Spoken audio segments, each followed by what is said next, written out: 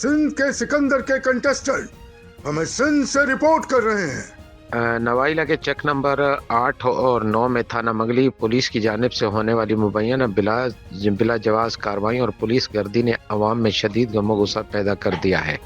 मुतासरा खानदान और इलाका मकीनों ने इस वाक़े को सांगड़ की तारीख का बदतरीन वाक़या करार देते हुए आला हुकाम से फौरी नोटिस लेने का मुतालबा किया है।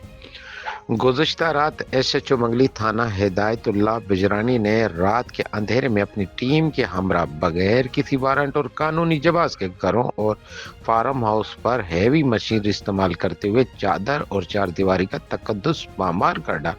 इस दौरान पुलिस ने मुबैना तौर पर 25 अदद गाय और 15 भैंसे और जो है 15 बकरियां जो हैं आला नस्ल की और 7 तोला तलाई जेवरात और राडो घड़ियां, इम्पोर्टेड परफ्यूम्स, लाइसेंस याफ्ता असला और दीगर कीमती घरेलू सामान लूट लिया। मुतासरीन का कहना है कि पुलिस ये तमाम 2 ट्रक भर कर ले गई और अहले इलाकों को डराया धमका कर खामोश रहने पर मजबूर किया गया, जबकि फार्म हाउस के मालकान चौधरी अजहर इकबाल और उस्मान अजहर और रहमान अजहर ने मीडिया से गुफ्तगू से बात करते हुए वो कानून के पाबंद शहरी हैं, उनके खिलाफ कोई भी FIR दर्ज नहीं है, फिर भी पुलिस ने निस्फ शब उनके घरों पर चढ़ाई करके कानून की धज्जियां उड़ा दी हैं।